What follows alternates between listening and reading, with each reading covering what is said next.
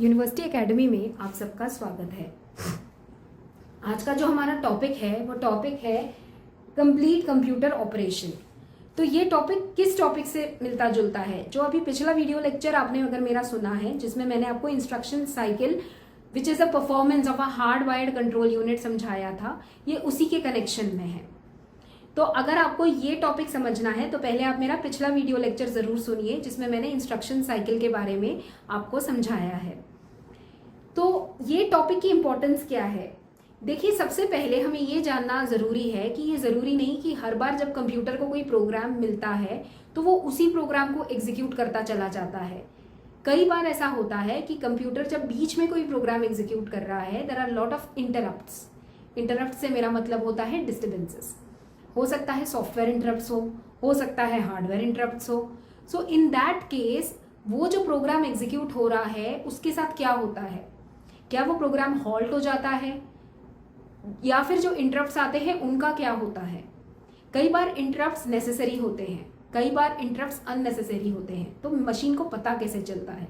तो इसीलिए ऐसे प्रॉब्लम्स को सॉल्व करने के लिए अगर ऐसे प्रॉब्लम्स हार्डवायर्ड कंट्रोल यूनिट के पास आते हैं तो हम उसको कंप्लीट कंप्यूटर ऑपरेशन वाले फ्लो चार्ट से समझते हैं। तो इसीलिए आज का टॉपिक हम पढ़ रहे हैं। अगर आपको इस टॉपिक से जुड़े हुए नोट्स चाहिए तो नीचे दिए गए डिस्क्रिप्शन लिंक को जरूर क्लिक कीजिए, आपको पूरे हैंड रिटन नोट्स अवेलेबल हो जाएंगे।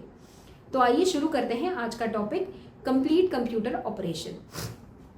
जैसा कि आप सब जानते हैं, मैं यहाँ पर हार्ड वायर्ड कंट्रोल यूनिट के बारे में बात कर रही हूँ। मतलब एक ऐसा प्रोसेसर जिसका कंट्रोल यूनिट हार्ड वायर्ड है, और एक ऐसा प्रोसेसर जिसका ऑर्गेनाइजेशन एसपीओ है।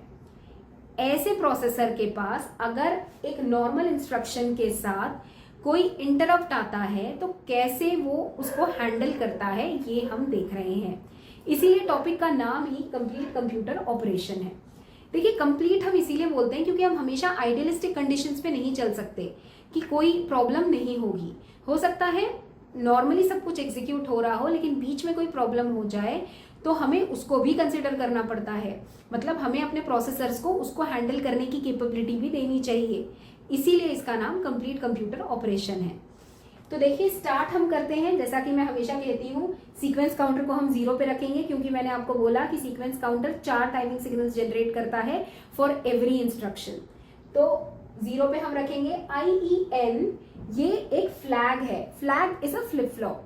आपने डिजिटल इलेक्ट्रॉनिक्स में इसको अच्छे से पढ़ा होगा कि फ्लिप फ्लॉप एक सीक्वेंशियल सर्किट है जो एक बिट स्टोर करता है। मतलब या तो वो बिट 0 होता है या तो वो बिट 1 होता है। जनरली वो एक काइंड ऑफ इंडिकेशन देने के लिए होता है, जैसे ऑफ ऑन। ऑफ मतलब 0, ऑन मतलब 1। तो वैसे ही मैं फ्लैग्स को भी फ्लिप फ्लॉप कहती हूँ, मतलब एक बिट स्टोर कर सकते हैं हम। IEN का मतलब होता है इंटरप्ट एनेबल्ड फ्लैग। इसको हम इनिशियली 0 पे रखते हैं। और R मैं एक फ्लिप फ्लॉप ले रही हूँ और एक, this is different and this flip flop is different. ये फ्लिप फ्लॉप इंडिकेट करने के लिए है, R, मैं R की बात कर रही हूँ। R फ्लिप फ्लॉप ये इंडिकेट करने के लिए है कि आपके पास नॉर्मल एग्जीक्यूशन फ्लो आ रहा है या आपके पास इंटरप्ट फ्लो आ रहा है।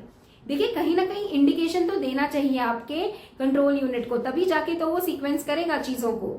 तो ये इंडिकेशन के लिए है कि आपका नॉर्मल सीक्वेंस है या आपका इंटरप्ट सीक्वेंस है।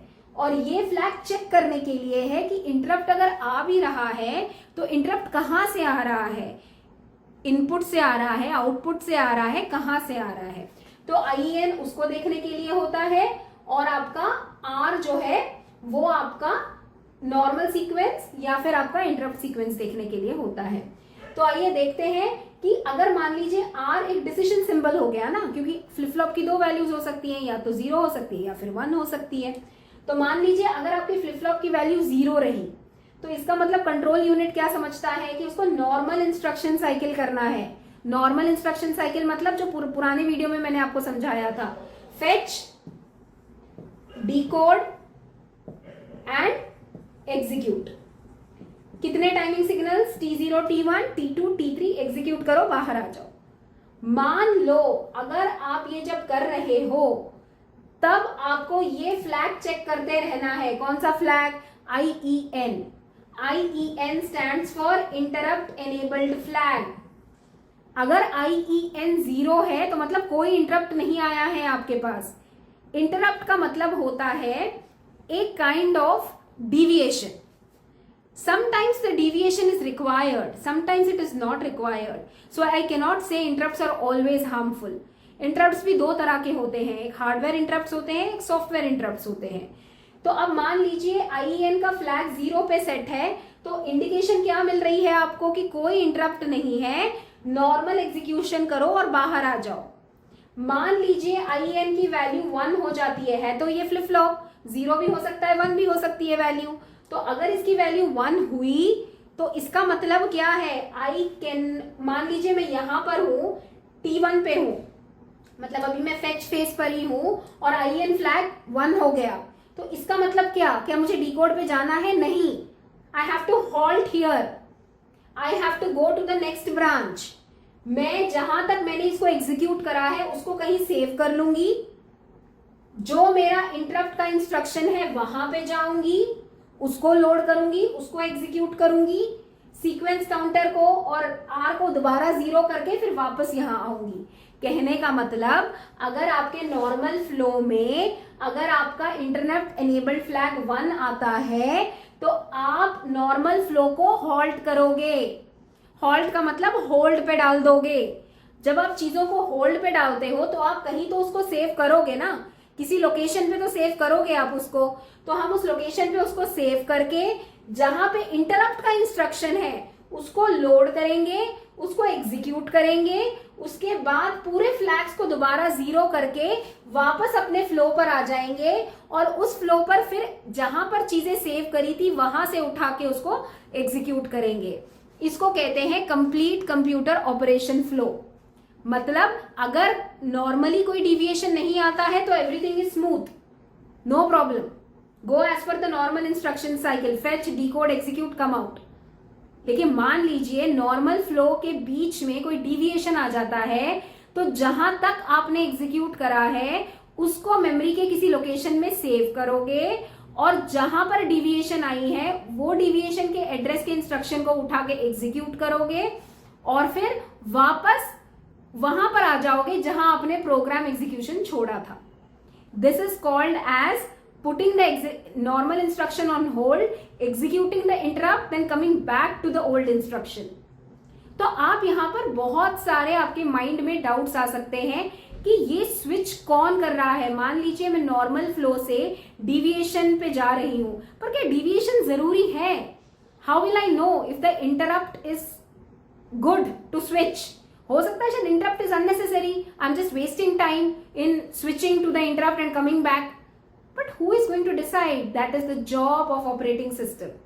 We give priority to interrupts. Okay? लेकिन आज का हमारा टॉपिक वो जानना नहीं है कि इंटरप्ट प्रायोरिटी पे है या नहीं है. हमें सिर्फ ये देखना है कि आप नॉर्मल फ्लो में रहोगे तो यहां पे रहोगे, अगर नॉर्मल फ्लो में आपको कोई डिविएशन आता है तो आप डिविएट हो जाओगे, जहां पर आपने जहां तक एग्जीक्यूट करा है वो चीज सेव करोगे, डिविएशन को लोड करोगे, उसको एग्जीक्यूट करोगे और वापस अपने ओल्ड फ्लो पे चले जाओगे. This is how a complete computer operation is done. तो ये आपका पूरा परफॉर्मेंस है हार्डवायर्ड कंट्रोल यूनिट का. तो अगर आपसे कभी भी हार्डवायर्ड कंट्रोल यूनिट के बारे में पूछा जाए तो I expect students to draw this flow chart rather than drawing the instruction cycle flow chart, because this covers instruction cycle also. This is complete flow chart. This includes the instruction cycle, it also includes the interrupt cycle. So it is a complete flow, it is a complete performance. So you should always draw this flow chart. So this is regarding hardwired control unit total performance. आशा करती हूं कि आपको ये पूरा flow charts अच्छे से समझ आ चुका होगा. लेकिन computer organization and architecture subject के टॉपिक्स कभी भी आप इंडिविजुअली मत सुनिए और पढ़िए. मेरी ये रिक्वेस्ट है, always whenever you are listening to a video, if in the video it is being said that the prerequisite कि आप इसका पिछला वीडियो देखिए, so please look into it. तभी आपको सीक्वेंस में सारी चीजें समझ आएंगी. तो ये पूरा का पूरा कंट्रोल यूनिट का परफॉर्मेंस है, हार्डवायर्ड का परफॉर्मेंस और माइक्रो प्रोग्राम्ड का परफॉर्मेंस. अभी यूनिट खत्म करने से पहले और एक छोटा सा टॉपिक है जिसको हम हॉरिजॉन्टल और वर्टिकल प्रोग्रामिंग कहते हैं, जो माइक्रो प्रोग्राम कंट्रोल यूनिट का छोटा टॉपिक है। उसके बाद हमारा थर्ड यूनिट भी पूरा कंप्लीट हो जाएगा। मेरे पास बार बार बच्चों के रिक्वेस्ट आ रहे हैं वीडियोस पे कि मैम आप पूरा सिलेबस कब कंप्लीट करोगे। थर्ड यूनिट पूरा कंप्लीट हो चुका है, अब सिर्फ फोर्थ और फिफ्थ यूनिट की बारी है। सबसे ज्यादा बल्कि यूनिट फर्स्ट 3 यूनिट्स ही होते हैं जो प्रोसेसर से रिलेटेड होते हैं। आईओ और मेमोरी इतना टाइम नहीं लेंगे, तो आपके एग्जाम से पहले मैं फोर्थ और फिफ्थ यूनिट के वीडियो लेक्चर्स भी जरूर अपलोड करूंगी, विश्वास रखिए।